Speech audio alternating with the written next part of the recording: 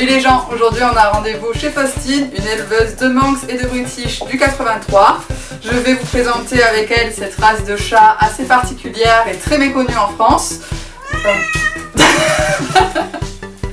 Nous parlerons de ses caractéristiques, de son comportement, de son entretien, de sa santé et nous finirons sur le budget. Allez, je vous laisse regarder ça.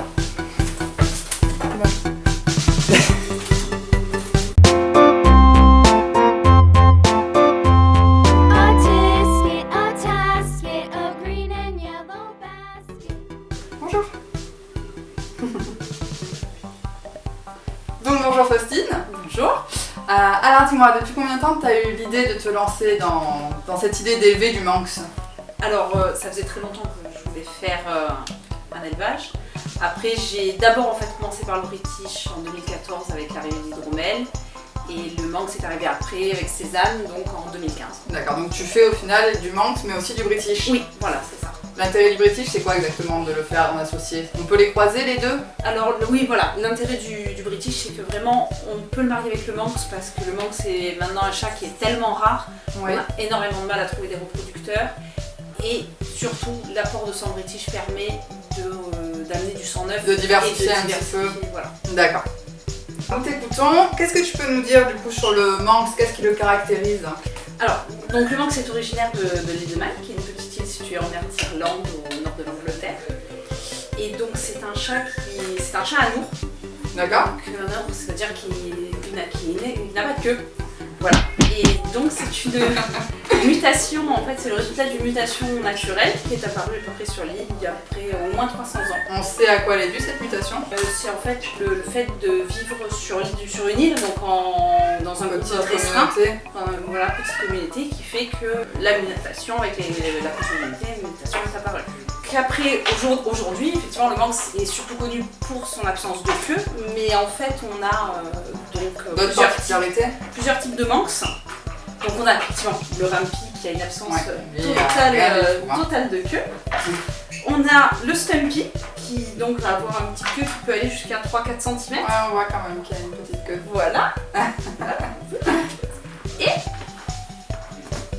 Et donc le Longy qui lui a une queue tout à fait normale. Et du coup, qu'est-ce que ça fait le fait qu'ils aient une longue queue ou pas? Ça change quelque chose? Alors dans leur vie de tous les jours, en fait, l'absence de queue ne les gêne absolument pas. Puisqu'ils naissent comme ça, donc ils ont appris à compenser. Après, est-ce que c'est dû à l'absence de queue? On ne sait pas vraiment, mais ils ont développé des pattes arrière plus hautes que les pattes avant. Ouais, ça va, on dirait des petits lièvres un peu. Voilà. Puis on a vu Cézanne aussi là. On voit qu'ils sont pas loin du British quand même, hein, parce que c'est tout rond. Hein. C'est ça. Alors après, effectivement, par rapport au British, avec le British, on retrouve un peu cette tête très ronde, ces petites oreilles arrondies. Voilà, et ce corps quand même assez compact. Alors, ils sont quand même plus petits que le British. D'accord. Petit gabarit. Les mâles, ils atteindront les 5 kilos. Voilà. Oui. Et les femelles ne devraient pas dépendre, voilà, les 4 à peu près 4 kilos. D'accord. Après, c'est un chat qui est plus carré que rectangulaire comme le British. Quand ça se couche pas. C'est ça. Et du coup, toutes les couleurs sont acceptées chez le Manx comme chez le British? Comme c'est le British, on peut avoir vraiment toutes les couleurs. Ce qui est très intéressant parce que du coup, on a un joli panel. Bien d'accord, t'as pas vu. Voilà. Pouf. On peut avoir de jolis panels de couleurs. Voilà. Alors. Ah bah Dieu collant. Oui, non mais pas Pacha avec ses bébés, on a dit. Voilà. Que ça râle. Que ça râle. Oui, le Manx c'est un peu un caractère réel aussi. Hein. Oui. Je boude, je râle, je m'exprime. Mais c'est marrant parce qu'il râle mais jamais il envoie la passe. Jamais. Jamais. Vraiment que... Ah non, mais... Ça meurt mais ça mord pas quoi. C'est ça. Du coup, parlons un peu au niveau caractère, comportement. Qu'est-ce que tu peux nous dire sur ses habitudes? Alors, le Manx en fait, comme le disent les Anglais, c'est un dog-like. C'est un peu ce qu'on appelle le chat-chien. Ouais. C'est vrai que c'est des chats qui sont hyper affectueux, très proches de leur maître. Ils s'adaptent.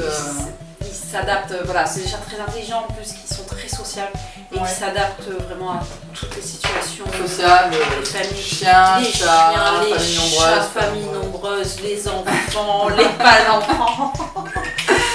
Par contre, voilà, c'est vrai qu'en contrepartie, c'est un chat qui supportera assez mal la solitude et surtout qu'on le délaisse. C'est vraiment un chat qui a besoin de la présence physique de son maître et que son maître s'occupe de lui.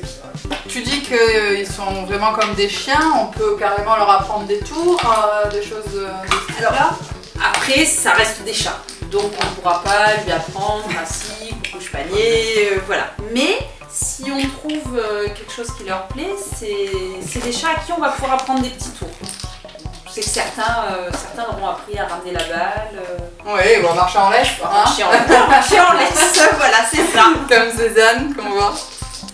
Et ils peuvent vivre en appartement également, quoi, vu qu'ils s'adaptent bien un peu à toutes les situations. Le manque, c'est vrai que bon. Voilà, c'est pareil, c'est un chat. C'est vrai qu'avoir un extérieur, c'est toujours préférable. Il appréciera parce que c'est quand même un très très bon chasseur. Et la chasse, c'est quand même fait partie de son équilibre, de sa vie. Après, justement là, c'est vrai que l'avantage, c'est que c'est un chat. Si on lui aménage correctement son intérieur, si on lui crée ses espaces à lui, avec des arbres à chat et surtout qu'on lui apporte une stimulation suffisante, c'est un chat qui s'adaptera très très bien en appartement. D'accord, donc vraiment essayer de l'aménager, jouer un peu sur la troisième dimension, quoi, mettre des arbres, des étagères, des choses sur des arbres à chat, des endroits où il puisse se percher. Des jouets. Et des jouets surtout. Et des jouets surtout. Surtout des jouets de chasse, voilà. C'est ça. Et surtout qu'on le stimule. Au niveau de son entretien et de sa santé, qu'est-ce qu'il faut faire? Est-ce qu'il y a des choses en particulier? Parce que je vois qu'il a le poil court mais quand même très dense. Bien. Un peu comme le British, quoi, c'est vachement serré. Oui, alors, j'ai anglais, l'humidité, etc. Donc c'est quand même, oui, il a un sous-poil quand même qui est très épais, très fourni. Donc un petit brossage une fois par semaine est quand même préférable. Et voir quotidiennement quand en période de mue parce que sinon effectivement... Il mue combien de fois 2 fois par an, 2 fois par an, automne.